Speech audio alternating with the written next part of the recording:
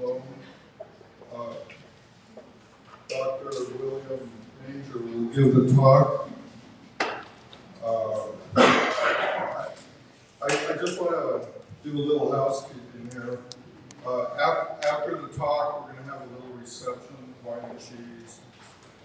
I want to acknowledge that Paul Wttner's here, the artist. If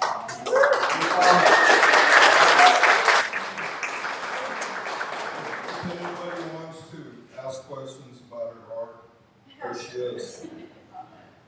And thanks for coming, Paul. This is sponsored by the Pimeria Historical Society and La Línea Gallery on Morley Avenue. And thanks to Evan and Corey, we've done a lot of work to get this organized. And it's finally materialized. Just some remarks on how I met William Major about, I want to say 9 years ago, 2016. He would go to the Alta Museum to do research, and he would read the old newspapers, and anything that smelled of Lohn, he was on it. So I met him, and yesterday he reminded me that it sent a chill down my spine. But he said that I took him to the cemetery and I showed him the Lohn family graves. I thought that was a little strange, but because I don't remember doing that. Take me to tour of the whole town. Yeah, I did that too. And he's the associate professor of geography at Northwestern State University in Nogales, Louisiana. If you see it spelled out, you would never know how to pronounce it. He's asked me 15 times already. Yeah, I'm going to write it down, my own code, so I can learn it. Yeah. And so anyway, he's also a postcard collector, and I'm a postcard collector, so is Evan. And I ran into him at the Phoenix Postcard Show. It's an annual show in Phoenix in January. And I just thought about it, if he could come and give a talk on Lohn, because he had just published a paper on Lohn with the Journal of the Southwest in 2023. If any of you, do you mind if I share your PDF of it to anybody? Anyway, I have a PDF of the paper. If you give me your email, I could furnish it to you, the paper. I hope people will read it. Yeah. And so anyway, we were at a restaurant on Central Avenue, and I just asked him, would you like to come to Nogales and give a talk? And he said, yeah, I can do that. But then, the months passed, and I don't know, I didn't know if it was going to happen or not, but it did. And today is a special day because we're all here, and you're going to hear an excellent talk. I can guarantee you that. And so anyway, there's some board members here I have to mention. Chris Cortland in the back, she's the president of the Pimeria. And I saw John Blake. Where are you, John? Back there. He's the vice president. And Faith Posey, she's a board member. I'm a board member now. I used to be past president. Eduardo Robinson is a past president of the Pimeria. And am I missing anybody? Evan, yeah. Evan is a board member of the Pimeria. Yeah, he's juggling a lot of balls at the same time. But anyway, we're all here tonight, and like I said, after the talk, we'll have a little reception and we'll mingle. And if you have any questions, he's going to have a little question session after his talk, but while we're mingling during the reception, you could approach him and ask him some questions. So, did I forget anything, Evan? Okay. Okay, well, here's Bill Major.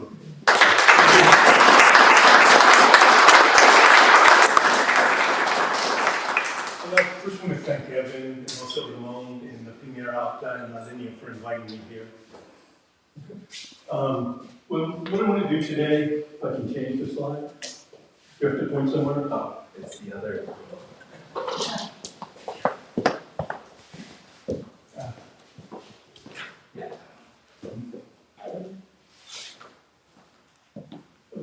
want to talk about Albert Lohn and his early life or later life too, and the photo postcards he produced over time there. And I found, studying him and also later, studio photographers, how important they were in documenting the towns where they lived.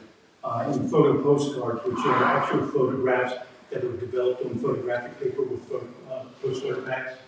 And I kind of got interested in collecting because I would go to the archives and asked to look at their photographic collections, and most of them were photo postcards there. And so I started collecting photo postcards, mainly of Northwest Mexico and Nogales, and also Sinaloa, Mexico.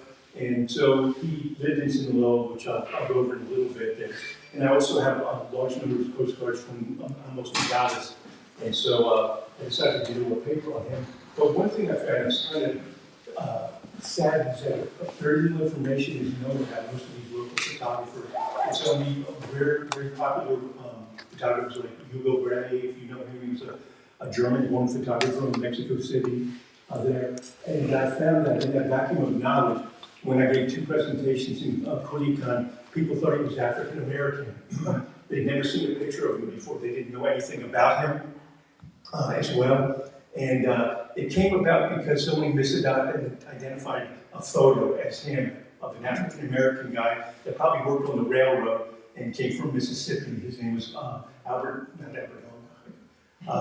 Lohn, I think. And in addition to that, the postcard of this John Lohn, the photographer's name was on there. It was Lohn, L-O-H, and people must have thought it was him and that he had produced it, but it wasn't him.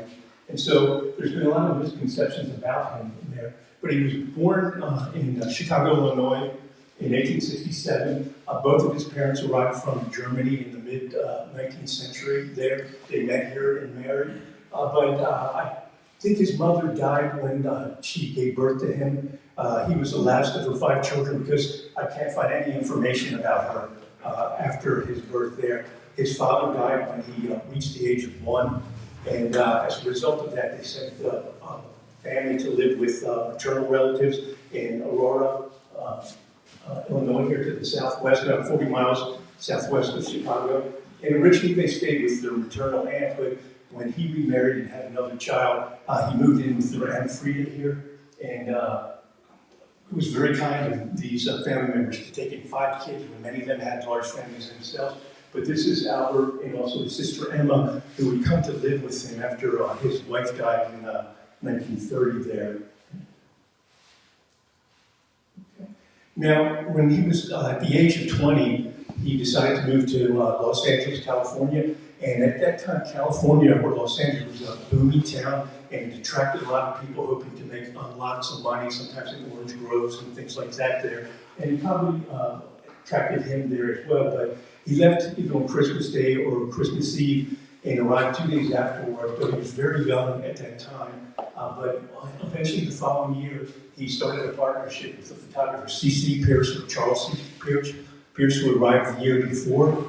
And they named the studio Pierce and Lohn, so I assume Pierce had more experience in photography. I really couldn't find out much about Lohn's career in Aurora, but he finished 8th grade in Aurora, and that was the extent of his education. And he could have worked for a photographer there, but I couldn't find that information. But Lohn moved a lot. It was hard for him to settle down in one area. And a year after starting a studio with Pierce, he went out on his own and opened up a studio just down the street from where the original studio was. And then you can see a year later, he moved back into downtown LA, opened up another studio on 4th Street with a partner, Watson and Company. And then the following year, he moved to Ventura, where he opened up two other studios in Santa Paula and Miami, which are fairly near Ventura there. And then he moved back to LA in 1895. And this is a photograph of his studio here. And I got it from the Los Angeles Public Library, and they identified it as a studio in Pomona, California, but he never had a studio there, but it's one of his studios in Southern California. Right? Now, eventually in 1891, Lohn met his future wife there, Alice Cooper, who lived in Pomona, and maybe that's where they got the idea for that there. But they moved to Ventura, the city of Ventura there, and he basically made that his own. In photographic magazines, they referred to him as the photographer of Ventura as a result of that there. But again, he opened up two other studios there, which was common with photographers. They put it in underserved towns nearby, and they might go there 2 days a week to take portraits and things like that, because there usually wasn't a huge demand. And he basically specialized in portraits, both indoors in the studio and outdoors. He was hired to take photographs for family events and things like that. A number of his photographs also appeared in regional magazines and newspapers there. This is one of his cabinet cards here. It shows you one of his studios in Santa Paula there, of a married couple he took in his studio. Do we know who they are? Yes, it's on the back of the postcard, but I can't remember offhand where. But yeah, I know who they are. Okay.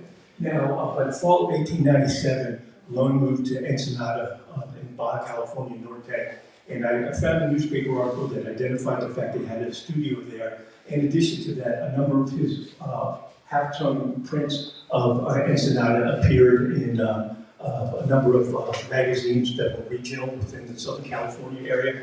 And a number of them appeared in Land of the Sunshine, which was a popular magazine that included a large number of photos there. And I don't know exactly how long he stayed, but it was at least several months. But in February 1898, he decided to Sonora, but ended up staying in Culiacan there. And I don't know why he decided, but typically with photographers, once portraiture business slowed down, they'd often move to another town to try to make a rest of living out of it there. But I know he arrived in Culiacan on February 18th, 1898, because he went to the consul and the American consul in Mazatlan and registered for it in case something would happen to him during the Mexican Revolution there. And I think he went to Alta, which was the port of Culiacan, and the only railroad at that time when he arrived was between Alta and Culiacan. Right? It was about 40 miles long there, and he could have gone to Mazatlan because the Pacific Mail steamer plied along the west coast of Mexico, and it went down to Mazatlan, but also stopped at Alta and other port cities along the Gulf of Cortez there. And the reason I think he went to Alta is that since there was no railroad from Mazatlan to Culiacan, despite the fact that Mazatlan was the largest city by far in Sinaloa there, and it was the most important Pacific coast port as well there. But I read newspaper articles and travel accounts of the hell it was trying to go by Agencia stagecoach from Mazatlan to Culiacan. So I think it was more likely that he took a ship there, although he could have gone to Mazatlan and then taken a ship there later on there. But the railroad from Guaymas, or the Sonora Railroad that went from Guaymas to Nogales, wasn't extended to Culiacan until 1908, right? And that would have a big impact on his career as well. But this is just a picture of Alta. It was just a very small port at the time there. Okay. By the way, that's the way that they went to Culiacan. Because Culiacan is inland. Right, about 40 miles. Right, so the railroad connected it with its port city there. Right now, his first studio appears to have been in Calle Rosales, which is just a picture I took here. At the time, it was by far the most important commercial street in Culiacan, so it made sense. The state capital, Palacio Gobierno, was just located a couple blocks away there. But it was located at the corner of Calle Morales here, in this building here, and I think it was on the second floor there as well. But he moved his studio several times, which I'll talk about there. But while he was in Culiacan, several years after he arrived, his second son, Fred, was born. I can't remember if I mentioned, but his first son was born in Ventura there. And they also had a daughter that was born as well, but she died in infancy. And this is just the first earliest cabinet card I could find that he produced. Okay. And so as I mentioned, he moved his studio, as he did in other cities where he stayed there. But they were all located on Calle Rosales, or the main plaza there, because the foot traffic was much heavier there. He was more likely to get customers there. But his last studio was located north of the main plaza here, and this is a photograph he took. And he did it to make it more picturesque there with a milkman there. But you've got a wood case here where he also advertised his photographs to people that basically promenaded around the outside of the plaza because they had postales located around it, protected them from the sun there. He also advertised, and with studio photographers, it was difficult to wrest a living from just taking portraits. So typically they sold other items not related to photography, but he advertised for enlargements, for miniatures to put on lockets and brooches and even cufflinks there. For developing for amateurs because cameras were getting cheap enough and easier to use, so a lot of amateurs became involved in photography as well. But he did things like selling chromolithographic paintings as well, a variety of different frames and different sizes there, and also mirrors. But he would come to rent and sell bicycles as well, and eventually musical instruments. Right? So he would do what he could to try to get by.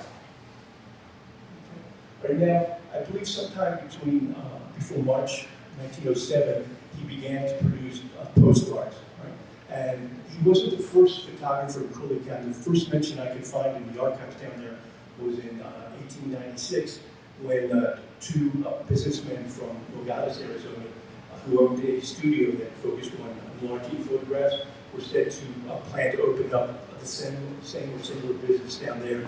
Never heard anything about them again in the newspaper, so I don't know if they came.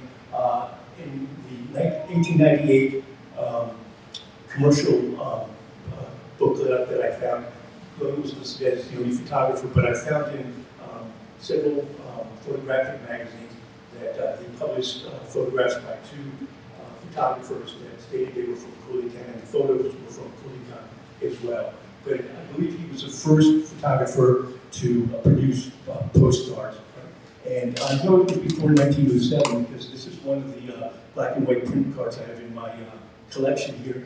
And you can sort of date the postcards from the back of them. This postcard was what's known as the undivided back period that ended March 1st, 1907. And during this period here, you could only put the address on the back of the card there. Right? That would later on change there. But typically, he focused on the city center, the cathedral here, this is the main cathedral, with the plaza on the other side, and some other areas around it. The portales were very popular there as well. But basically, things that would attract tourists to that area. And he knew that the following year, or very soon, this train was going to be extended to Culiacan. So he probably wanted to take advantage of the tourism and visitors, business people that would come down there as well. Right now, he eventually began to move into production of photo postcards. And this is one example here, but this is the back of a postcard in what's known as the divided back era, which you're probably familiar with if you've ever seen a postcard. But there's a line down the center of the back. On the right side, you can only put the address. On the left side, you can write a message, and usually it's wish you were here or something very brief located there. But these are just some examples. This is part of the main plaza. This was Hotel Lonja, one of probably the two biggest hotels there. And oftentimes he had hotels in his postcard because I think he would go to them and try to sell them to the hotels so that people that were staying there would buy them for the memories there. Also took a lot of picturesque postcards of here jars that were being sold on the street. Now, almost all his postcards were taken in Culiacan, particularly in the center, but also some in the surrounding area. But he did take some postcards, and produce some postcards outside the area. This is in Nogales, located outside of Culiacan here, but it's the Alta sugar refinery. It was the largest producer of sugar and the largest refiner of sugar in Sinaloa there, so it was very important. It was owned by the Mata family. He also took a photograph in Acapulco, Nayarit, which is located just south of the Sinaloa border, but most of them were taken in the Culiacan area. Okay. Now, I was able to locate 118 postcards he made while living in Culiacan. About half of them were in my collection there, but I also found them in a variety of other archives and personal collections which people were willing to share with me. But you can see he took postcards of a variety of themes there. But again, many of them were areas that would appeal to tourists in many ways there. But you can kind of divide the themes as before the Mexican Revolution and after. Because there was such a high demand for postcards of the Mexican Revolution, he basically focused on that when the armed portion of the revolution hit Culiacan in 1911 there. But one thing that was different compared to two other photographers who lived in Culiacan at that time and began producing postcards is that he focused on a greater variety of themes. The two other postcard photographers focused on social events, political events and politicians, and they didn't take a lot of other pictures in these other themes here. So Lohn was kind of important for that while he lived in Culiacan. You have a wider variety of photographs of the area here. Right? But Carnival was the most widespread ones here. The Wttner Carnival is much bigger, but it was also popular in Culiacan at that time. Now he made postcards of the Carnival prior to 1909, but I only found postcards from 1909 to 1911. He didn't produce any in 1912, which is the year he left, but the city of Wttner canceled the festivities because of a smallpox outbreak. Right? He wanted to try to prevent the spread there. But a large proportion of them were carnivals, such as this one moving east down Calle Rosales here. This is the Apollo Theater located right here. At the end of Carnival festivities, they would have a guest-only invited list who would come there for a ball to take place. And really, Wttner was an elite event there. The masses basically observed parades and things that were going on there. He also took a lot of photos of the Carnival Queen. This was the Carnival Queen in 1911. Also, the Carnival Kings. They took many, he took many photographs and many postcards out of both the king and queen, but also revelers would sometimes go into a studio and have their photo taken just for memory. The Plaza Main Cathedral were also very prominent, and almost as many of them were produced as those of the Carnival here. But the plazas were very popular. Tourists often made their way around there, and you could get a postcard of places they visited. This is the main cathedral, which back then was called Plaza Constitucion. Today it's Plaza Obregon here. This is another picture of it here. You can see how busy it is with taxis located around it. A lot of people promenading around the park and sitting there. But on the back of the postcard, the person who originally owned it wrote, "Not as nice as it looks here." But here's an example of the main cathedral here, looking south here with some taxis located there as well, along with the business. There was also one other plaza that was located at the western end of Calle Rosales. At least today, it's a very nice plaza. But a lot of the photographs of the plaza focused on the kiosks there. Street views were also very popular as well, but he only produced postcards of 4 streets, and the majority were taken in Calle Rosales, and about half of those contained Hotel Rosales, which was owned by the Cohn brothers, who owned the Cohn Hotel down in Hermosillo. I can't remember what's it called now. Something, Kino Hotel. Right. So it still exists, but they originally owned that and then moved into Culiacan. But this photograph was actually used by the hotel as an advertisement in the Nogales newspaper, The Oasis, from 1908 to 1912. So a lot of people in Nogales got to see it. Avenida Martinez de Castro, named after a former governor, also was fairly prominent. Today it's called Avenida Alta there, but it looks very different today. it's paved with 2 lanes on each side there. And I was telling Evan yesterday, I tried to re-photograph those photos to see if it was possible. In most cases, it's not possible to do that. But he took the photographs oftentimes from unique spots in the center. There was a large water tower located to the south of the main plaza cathedral. He would climb up there and take photographs. He also took photographs from the church steeple on the north side of the church as well. So they're very unique, particularly because the water tower is no longer there anymore. But you can see the streets are very busy. The people sometimes pose on them as well. This is a tiny commercial. It's named after General Arnel Flores there. But you can see they've got a dry goods business, water carriers here, obladoras, vendors, and so on. But in the front here are Lohn's 2 children. And the only pictures I found in postcards of them here, but you can see how young they were when they lived in Culiacan. But this is his youngest son, Fred, who was born there, and Alta Jr. located right here. And then I found one photograph of Calle Hidalgo, and that's the only one of that street there. Bridges were also very prominent for photographers in Culiacan, in part because it promoted Porfirio Diaz's ideology of progress and modernity there. A lot of American photographers in the late 19th century, for example, were heavily criticized by the Mexico City press there because they took a lot of photographs of poor and things like that, and they didn't want to see that. They just wanted to see photographs that showed modernity there. But most of the photographs were taken of the Southern Pacific Railroad Bridge there. This is a temporary bridge that was built, and then when it was finished, it came to be called Puente Negro, located there. And this is a photo spread in El Mundo Ilustrado, which was basically a Porfirian-supported photo magazine there to promote his ideology there. But they printed these photographs to try to extol that and what he wanted.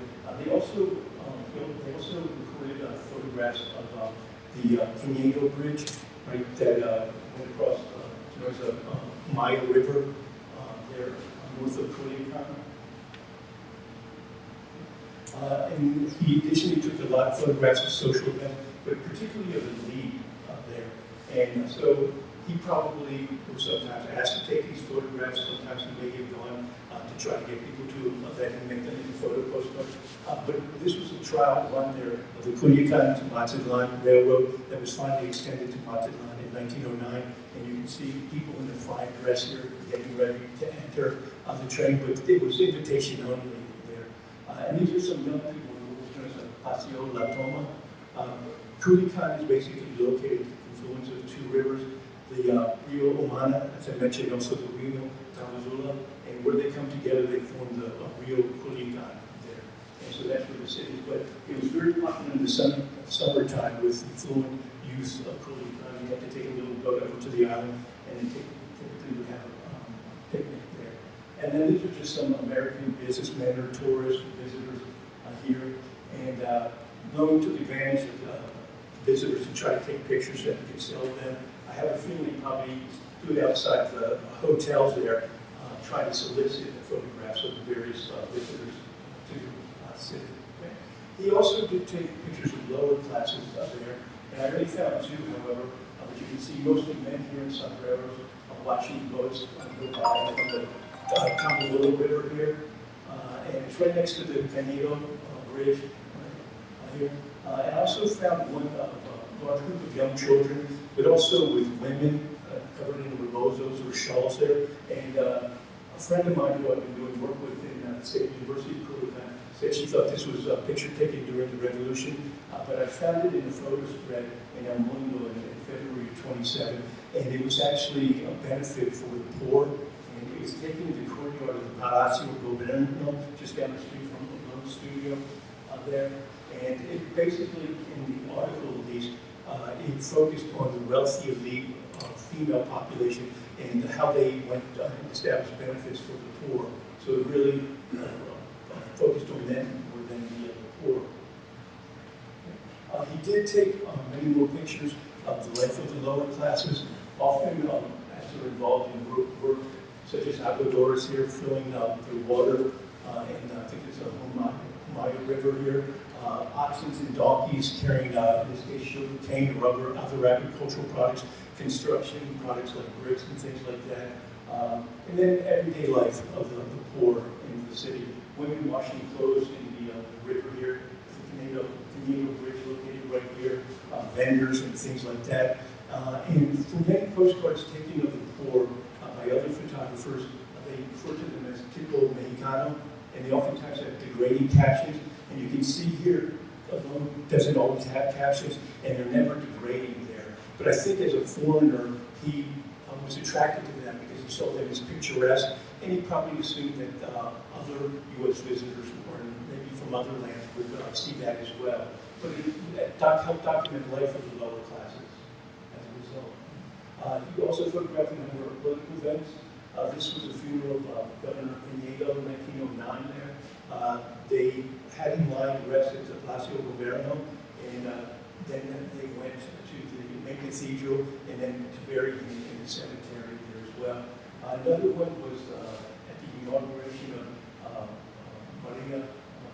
Jose Maria Renteria, who became governor that year there.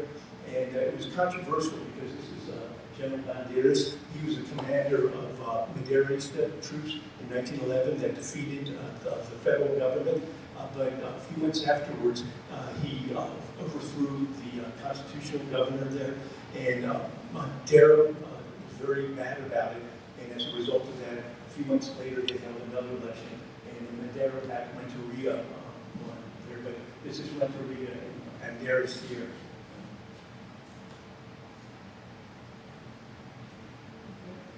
Now, when the revolution came, as I mentioned, he really began to focus on that along with other photographers because pictures of revolutionary leaders and even federal leaders were very popular. Also, gruesome pictures of people being executed or other dead bodies after battles there as well. And local newspapers basically would say that the local photographers are selling postcards like hotcakes. They were so popular. In some cases, they would produce large batches of over 2,000 that would sell very quickly. But Lohn produced about 29 photographs that I was able to find of it. But this one example here, this one is the most famous one. It's really the troops of one of the officials or troop leaders, Mario Valenzuela. And I don't know how he took it, but he got them deposed on the horses on top of the Canadian Bridge there. Others were on the bottom there, pointing their guns. But it almost is cinematic. It looks like it was taken on a sound stage with the director yelling action and things like that. So it's kind of a remarkable picture, and it's used a lot as a result of that. And these are other commanders here as well with their troops there. But there was only one other photographer named Mauricio Yanez, who was considered the photographer of the revolution in Culiacan that took more than Lohn did. And Yanez took about 74 that I could find. So Lohn was very important in documenting the revolution there. Now, by 1912, things were heating up again. There was another battle that year, and Lohn decided he needed to take his family out of harm's way. So on March 10, 1912, he arrived by a train in Nogales, Arizona there. And back in that time when cities were much smaller, they often would have reporters at the railroad station and hotels and report on who was in town, what hotels are staying in, and so on. And this is just the account of that was taking place. And he noted that he said he might open up a studio in Nogales. Now, after he dropped his family off, he took a train to Los Angeles where their oldest son, Albert Jr. lived. And he had moved there a few years before there. And so they stayed with him until he set up a studio in Nogales there. But he first returned to Culiacan to close down his business. But because postcards of the revolution were so popular there, he took a few more photographs there as well. Now, I think he left Culiacan by the end of May or early June there. This was the latest postcard I could find from, it was May 23rd, 1912. And in addition to that, I found a postcard, probably the first postcard he produced of the 4th of July parade in 1912 there as well. So he would have been there about that time. Okay. All right, so he moved to Nogales permanently. He opened his first studio in 231 Morley Avenue, about a block away from the border. But at that time, Morley Avenue was the main commercial street. Right? Calle Diaz was the main commercial street in Sonora there, and that gate crossing there was the most, I guess, the busiest as a result of that there. Now, in 1960, he opened up another studio at the corner of Arroyo Boulevard and Elm Street. And today it's a furniture store located not too far from here. But again, he just kept moving there. But a couple months after he opened up this studio, he advertised that he opened up a brand studio in the Montezuma Hotel. Right? Then another year later, in October 1970, he opened up his final studio on Morley Avenue. And it was located in the old FM building, located right here, which was constructed in 1911 and reinforced concrete here. But this is just an old map here showing you Calle Diaz and Morley Avenue here, which was the main crossing point going in and back and forth. He began advertising in the local newspapers there as well. You can see, once again, he sold a variety of items to try to make a living in the business. Now, when it came to Almost Nogales, because he was here for a much longer time, his studio was open until 1946. I found a lot more postcards, and total about 215 with about 110 of them in my collection here. But you can see he took a lot of the same types of themes with city vistas, Mexican Revolution, landmark buildings, street views, and so on there. But again, you can kind of divide his postcards between pre-revolution there for a while and afterwards. Okay. Now, city vistas were by far the most popular views there. He took them of both Nogales, Arizona, and Sonora there as well. And this is one he took south of the border. As you can see, the border located here with two of the custom houses. Here's the one on Morley Avenue there. And just shows you the growth of the city over time, because he took a lot of pictures from the same view, so you're able to kind of document landscape change as a result of that. This is a photograph of Nogales, Sonora, taken from the Arizona side here. As you can see, the Kiosco located here on the north end of Calle Rispe. But one thing I noticed when I looked at it, there was very little development on the eastern side there of the town. But if you look at later postcards into the 1930s, you see residential development really started there. Okay. Again, took a lot of street views there as well. Surprisingly, I didn't find that many photographs of Calle Diaz, which was the most important commercial street here. The majority were of Calle Rispe, which was mainly a residential street there. And I think it might be because, and I'll talk about it later, he sold photographs of the street that were very popular with the bars and things like that to local businesses. Some were pirated by others there as well. But it was mainly residential. This one is taken looking into Calle Diaz. You can see the Cave Restaurant, which was opened in the early 1910s and was very popular. And underneath the sign for it in the restaurant, there's another sign that says Ladies Entrance. Right, that was put up during Prohibition, which allowed unaccompanied women to enter the restaurant there. And because it was typical, maybe of many women from the U.S., that they could go to restaurant bars anytime they wanted to. So they made that little change as a result of that. By far, the majority of the postcards were Morley Avenue here. This is one from the early 1910s, which you can see it's still very busy with a large number of businesses. This one was probably taken in the early 1920s, and you can see you have the introduction of automobiles. And the local newspaper at that time actually had an editorial bragging about that Nogales had more automobiles in any city of its size in Arizona. Said you'll find 20 to 25 at one time in the street there. So they were kind of bragging about that.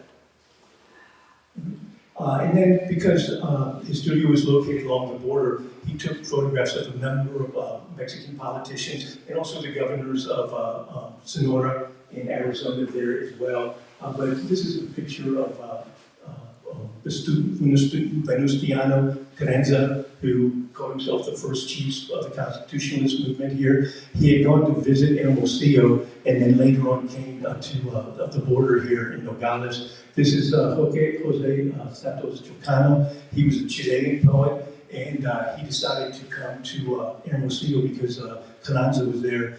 to take part in the revolution. And he saw himself, according to an article I read, as the Simón Bolívar of the 20th century. So he's a very humble guy. He eventually changed his allegiance to Pancho Villa here as well. These two guys here, Placio and Haas, they were officers on the gunboat Tampico. And at that time, there were 3 federal gunboats along the Pacific coast there. But during Carnival in Miami, just a few days before they met, the crew on the Tampico mutinied. And they turned the ship over to the Constitutionalists in Topolobampo and Sinaloa there. And so they came to Nogales to get instructions from Carranza. And Palacio, he was the second officer on the Tampico, and Alvaro Obregon, who was the general of the Constitutionalists in the Northwest there, gave him $30,000 to buy a light ship in California that they could supply the rebel troops along the Sinaloa coast. He went to Los Angeles and then he was never heard from again. So he gave Scott with the money. This is President Alvaro Obregon by this time. There were other photos of him when he was a general. He came with a retinue of officials from Mexico and also the U.S. This is General Hocker, who was the chief of Camp Little. But he also took some pictures of Pancho Villa as well, and General Felipe Angeles, right, among others there, such as the governors. Okay. One picture he took, or he said he took, was of Alvaro Obregon before he lost his arm, Pancho Villa, and John Pershing, right? And it actually wasn't taken by Lohn. It was photographed by a photography firm in El Paso, and it was taken on the Santa Fe Bridge that connects Ciudad Juarez with El Paso, but it was a very popular photo. It appeared in the El Paso Herald the next day here. But Villa and Obregon came together in Chihuahua, and then they decided that they were going to go to Nogales because of problems with the Sonoran governor, Jose Maria Maitorena, and Plutarco Calles, who was a colonel in a constitutionalist army, and they were fighting each other. So I think one of the reasons they thought it was taken in the Morley Avenue, Calles border area there was because both of them came to Nogales to try to solve that problem there. But eventually came to believe in Nogales that that's where it happened. And it's also found in print in the local papers up to the late 1960s. Someone put out a photography book about Ambos Nogales a few years ago, and she repeated it as well there, but it's actually not true. Okay. Because so many soldiers came with the start of the Mexican Revolution and worried about cross-border tensions there, he took a huge number of portraits of U.S. soldiers there and National Guards, and he was actually commended by one of the newspapers for the thousands of photographs and postcards he had produced. But this was a postcard, and he often produced those because soldiers could then send their pictures to their friends and family back home. Took a large number of photographs of different camps, and also activity on the bases. And this is just one example of a mass outdoors here. Here's a priest here with the soldiers, and also soldiers standing in the chow line, getting ready to eat there. So it documented a lot of the activity of the troops. Right? He also photographed U.S. soldiers monitoring the border, right? And also some of the tension that occurred because of that. And this is a picture from December 31st, 1917, I believe. And the State Department instituted passports for the first time in the U.S.,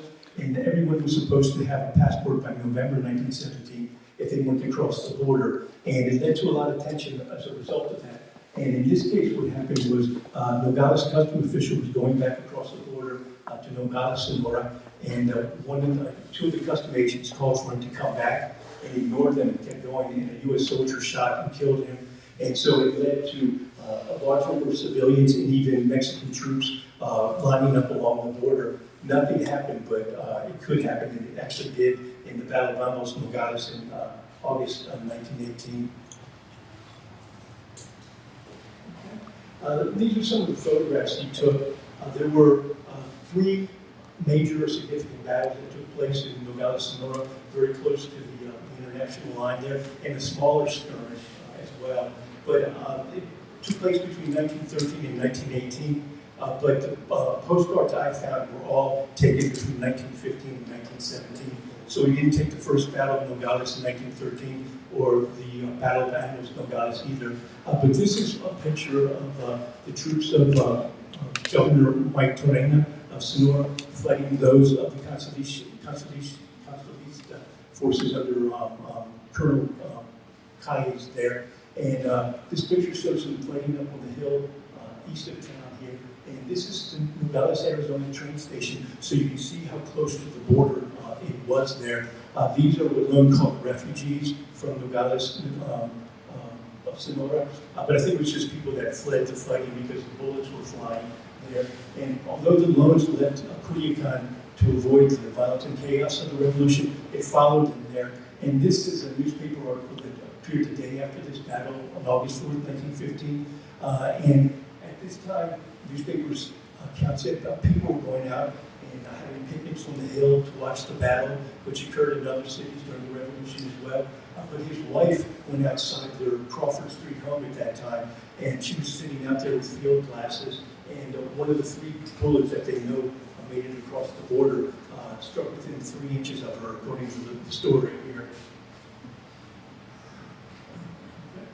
Then in the second Battle of Nogales in 1915, there in November, there was a worry that the battle would spill over because early in November there, Pancho Villa and his troops suffered a humiliating defeat in the second Battle of Alta, and afterwards his troops and also the Constitutionalist troops were trying to get to Nogales as soon as possible because the border towns were very important for getting the custom revenue and also for smuggling weapons from the U.S. To here. But Villa's troops made it here first. Here, and these are them located in train cars here. You can see the clock tower, the custom house in the background here. But before the battle started, to make sure the battle did not cross the border there, he had the 12th Infantry Regiment line up in what they refer to as prostrate skirmish position there to try to prevent fighting. But he did anyway, because once the Constitutionalist troops made their way to Nogales, a battle started. And in the chaos, the Constitutionalist troops couldn't make out the border, and they started firing on the troops from the 12th Infantry there. Now, we soon realized that a mistake was made, and they stopped there. But as a result of that, after this battle, they put up a 11-wire fence along the border. Right? And it was the first time there was ever a fence between Mexican and U.S. border towns. It was taken down after 4 months, but it kind of was portending the future that would take place there. Oftentimes after battles, photographers would take photographs of the dead. This was taken at the local cemetery. Also, he photographed executions taking place here. And I think these X's weren't people that had been executed and already buried. But the guy who originally owned this postcard on the back, he wrote, this was only 30 yards from the international border. And so the fighting was taking place very close there. Okay. Right. Border lines and gate crossings were very popular, not only with Lohn, but other photographers there as well. But he took many more city vistas and here a borderline there, partly because of the Joliet Hill located to the west of the town, which gave a good vantage point here. And this is one example of the fact that because this was so popular with postcard photographers, we basically have documentation over the years of the change in the border taking place here. But this fence was put up after the Battle of Nogales, right? When a carpenter from Nogales, Sonora, was crossing the border going back after work, and 2 custom officers called him and demanded he come back. The Mexican custom officers told him to ignore it and come over to them. So he was kind of standing in the middle, and a U.S. soldier standing there raised up his gun, and a shot was fired. They don't know who fired first, but the American soldier lifted his gun and was killed.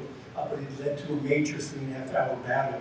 U.S. troops actually penetrated into Nogales, Sonora there as well. It was a huge point of contention there.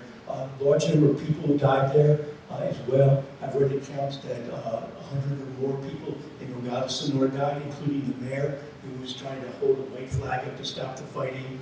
Several U.S. soldiers were also killed, and about 29 were injured here. But after that, they put up this narrow wire fence there, and it was about 2 miles long, right? So it didn't go across the entire border there as well. But they also tried to force people into various entrances and exits there. So people, before it was fenced, could just walk across the border, and that was no longer possible. This is from 1925, and you start to see improvements along the border there. And that's because the U.S. Congress provided funds through legislation for a beautification project along the border. So they start to build an island here. Also, eventually they're going to do plantings. They built a new chain link fence that was 2.5 miles long, and it was much taller than the previous fence there as well. Started planting trees, and for the first time, International Avenue was paved. You can see they haven't completed here. It's still dirt there on the west side. Okay. And this is by the 1930s when the improvements have already been finished here. So you can see the islands done. Also, they have various planting of shrubs along the border there as well. They've improved the custom houses here. Instead of the wooden kioscos, they're now more substantial rectangular buildings. They also built these rock pillars to define the border areas where the entrances were, or accesses in some cases there as well. Which, okay. This here? Yeah. I was just talking about the custom offices located right at the fence. Now, we also took a large number of pictures of community celebrations here, probably hoping them to sell to people who attended these events here. But reading through the newspapers during this period when he was photographing and producing Postcard, it was kind of sad because there was this close connection taking place between the two cities there, and they shared in celebrations. They had binational celebrations like Carnival, Cinco de Mayo. They both celebrated Mexican Independence Day over September 16th to the 4th of July and so on there. And this is an example of Mexican Independence Day celebration. Now, previously in the past, according to the Nogales newspapers, they were celebrating in a very quiet manner. In Nogales, Sonora, they would have political speeches and things like that. They might have a ball at the local theater over there. But eventually, in Nogales, Arizona, a lot of the business leaders and politicians wanted to attract tourists to the area, and so they wanted to participate in the events here. But this was taken in Mexican Independence Day celebration in 1929 here. It was taken from the Sonora side. You can see a lot of celebrants there, particularly men here. But this is the Arizona side here with the railroad station. But what they would do when they had these events is they build these stands. And you can see Mexican and American flags. Half of it would be on the Mexican side, the other half would be on the Arizona side. And according to newspaper articles, they weren't allowed to cross over to the other side there. And these are just some other examples. Parades oftentimes include military bands because the military was there from 1910 to 1933, so they often took part in it. This is a parade during Carnival in the 1920s here, and I've read that sometimes they had well over 100 different floats and cars in some of these events there. But the parades would start on the Arizona side, and they would cross the border into Sonora, and they would travel down the main streets there. And in addition to that, in Nogales, Arizona, they, I guess, made it easier for people from Sonora to cross the border, and they did away with having to show your passports for these celebrations. You just had to show an ID card there. And so they were very closely attended by people from both sides. These are firemen, and the firemen in Nogales, they were volunteer, but anytime there was a big fire across the border, they would send their fire truck over to help put out the fire. And this last one was just Cinco de Mayo in 1921. Again, started on the Arizona side, then would make its way into Sonora, and then come back here. And typically they started at the old courthouse, right? And again, would go down main streets such as Grand Avenue and Morley. He also took a number of miscellaneous photographs. And this is a rare photo of Charlie Chaplin when he visited at the age of 35. And this picture was taken on October 15, 1924, but he arrived in Nogales, Arizona 2 days before to marry his pregnant 16-year-old girlfriend to try to get around California's statutory laws. Right? And as a result of that, he stayed for a little bit and then visited some circus performers there. Now, he said he was going on a hunting and fishing trip to the Wonders and Palmy area, and he did go to one Palmy, and he applied for a marriage license, but they told the couple that, according to Mexican law, you have to wait 30 days after you apply to get married. So he went back to Nogales, Arizona, and then Los Angeles, but he came back the following month, and they were married for a short time. And these are,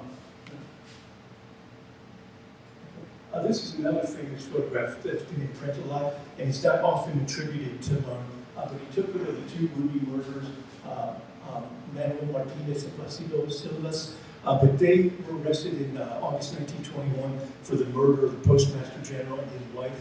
They also owned the only mercantile business, but it was received a lot of news. The court was held at the Santa Cruz County Courthouse here, and in July 1922, the sheriff George White and his deputy were driving them to Florence, Arizona, right, because Martinez was to be executed, and Silvas was given a life sentence. But as they were driving there, the car flipped over, and the sheriff was killed, and his deputy was mortally wounded. He died a few days later. But Martinez and Silvas were uninjured, and despite the fact that they were handcuffed together, as you can see here in this picture, they took off, and they got 70 miles away, which you can imagine in July, it was not that comfortable for them. But they were caught 6 days later by this posse, and when they arrived in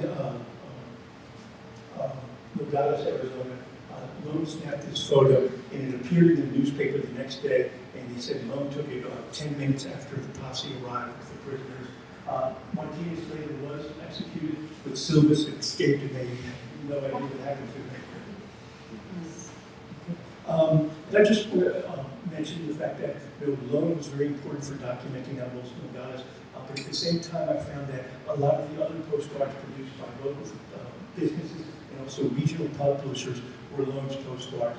And these are postcards by the International Drugstore, which was located a couple buildings down from Lohn. And it was oftentimes common for local businesses to buy photographs from studio photographers, and they would send them to publishers. In this case, this was printed by the Kurt Teich Company. It was the largest producer of postcards in the world. Right? And these were color photographs that he made. And as I mentioned, typically photographers would not produce postcards of those pictures that they sold. So this is the actual photograph, and it was just a photograph, not a postcard there. But I looked at the Kurt Teich files there, and they list all the jobs that they have that they need to print. And for the International Postcard Company, which produced these postcards from 1913 or 1914, a number of the entries say erase the Lohn name and the captions. So you can see you basically erase both of those and put another print caption on. This was one of several regional publishers of postcards, the A.O. Bowers Company. They had offices in LA, in Phoenix, and before he started his own company, he worked for a courier company in Los Angeles, and the Phoenix newspaper had a brief mention that he came to Phoenix to buy postcards and photographs suitable for putting into photographs. But you can see he took a photo postcard from Lohn, and I found that well over 30 of the black and white print postcards that he produced were from Lohn postcards there. So a lot of postcards we don't even realize were actually made by Lohn. And there were several other regional publishers as well there. But this was a person from Nogales, Francisco Sáenz Aguila. He began producing the black and white print postcards there. Prior to that, he put out some photo postcards, but he used the name Pimeria, or the initials there. And I think he might have done it so nobody could identify him as appropriating pictures. But in this particular picture I showed you earlier of the gatehouse there leading into Calle Diaz, here you can see he didn't even bother to take Lohn's name off. He left the caption as well, but when he sent it to some unknown printer, he had them add his name here as a publisher. Right, so by 1933, I believe, Lohn stopped producing postcards. The latest postcard I could find was a carnival in 1933. They're the king and queen of the carnival there. But the early 1930s was difficult for Lohn. He lost his wife when she had 2 strokes there. She died in 1930. 3 years later, his youngest son, Fred, died. And Fred had been working in California. He came down with double pneumonia, and the local papers reported on him, said he's not expected to live. He did, but he decided to move to Nogales, and he worked as a manager of his father's studio. He also took photographs, but they say the double pneumonia hurt his heart. He had a heart attack. He lingered for a few days, but tragically, his only daughter was born 2 weeks before, so he was never around for her as a result of that there. It was also the height of the Great Depression in 1933. The employment rate was about 25%. Almost half of the U.S. banks were insolvent there as well, so people didn't have a lot of money. And then Prohibition was also repealed there in December 1933, so there was really no need for people to come down to the border to drink there as well. But he was also 66 years of age, so it was probably a combination of things, but I think especially the death of his son Fred, who was helping him out in the business. Okay. Now, he eventually retired at the age of 78, he was over 79 there, but a few days before he died there, November 16th, about 13 days before, he fell in his Potrero Avenue home and broke his right hip. They took him to St. Joseph's Hospital where he died 13 days later there. But his obituary came out the next day, and within the article itself, they called him the pioneer photographer of Ambos Nogales, right? Both Nogales, Arizona, and Sonora. He was extremely important for documenting the 2 towns there. He was laid to rest in the family center in the city Nogales Cemetery, and this is his headstone. He's buried next to his wife Alice, and also each other side of the tombstone there are buried his sister Emma, who lived with him until after his mother died, and then his son Fred as well. But just to wrap up there, I just want to point out the fact that Lohn was extremely important in the postcards he took there. He was an early photographer in Culiacan, the first to produce postcards there as well. A friend of mine who wrote a book about the border cities along the Sonora boundary here called him the premier studio photographer in 20th century Nogales, Sonora, and Arizona there. But he's rarely mentioned. There's a book of photographers of Nogales, and Lohn's not even mentioned in that book there. It was produced or written by a professor at Arizona State there. He also helped to document the Mexican Revolution in both cities, and he showed in Nogales, Arizona, and Sonora, how the border was formalized over time and really militarized there as well, leading to more tension between the cities where, as I mentioned earlier, there was such a close connection on each side there. As I just mentioned, a lot of the black and white and color print postcards were probably Lohn's postcards as well, but he asked us to give him credit for that. And then, like all postcards that were taken in the past, they basically are very important because they're oftentimes printed over and over, and they greatly influence how we influence, how we envision the past over time there. All right, so thank you for listening. Hope I didn't go too long.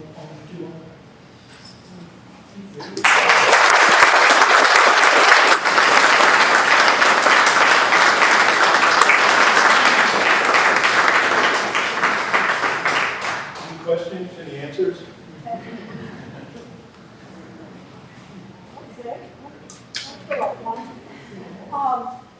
I wondered about the writing on the postcards with the white.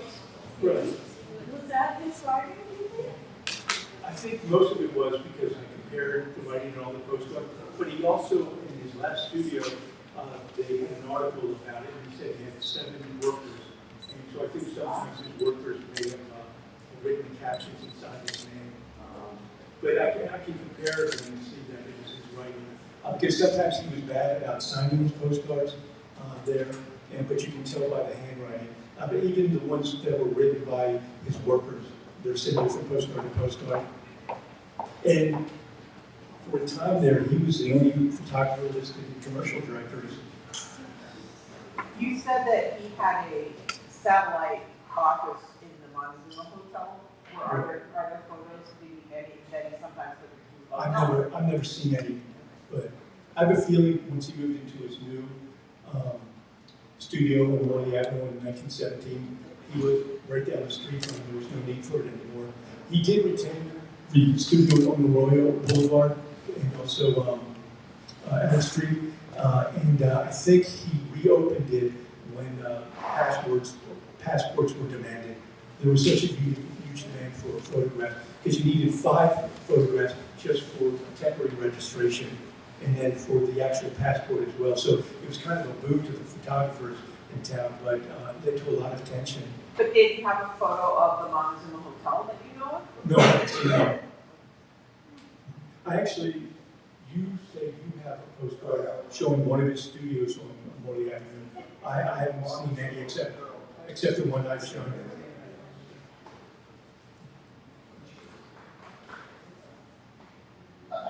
He also influenced the baseball scene in Sinaloa. He was important in Culiacan as well. I found an article when, I can't remember the exact date, Culiacan in 1902, and they had an article that the students of Colegio Nogales, one of the universities or colleges down there at the time, was forming a team, and they said photographer A.W. Lohn was kind enough to come and lend his expertise. I think he also imported equipment from Los Angeles there as well for them to use. He was known as a huge baseball aficionado in this area. He used to go to games in Tucson all the time and travel with the teams. He took a lot of photographs of them in other sporting events, such as boxing, things like that. Did he have extended family in Nogales, or was just his immediate family? His son Albert Jr. remained out in Los Angeles, and he had 2 children married, and they're dead now. Fred Lohn's wife taught at one of the local high schools, and she was here for a few years, and then she moved back to Kentucky with her daughter. I've been in touch with Lohn's great-granddaughter, who she lives in Detroit now, but other of Fred Lohn's relatives live in Kentucky. But they're very interested in learning about him here. And his wife was a White, so she was related to George White, the sheriff. And what was the name of the?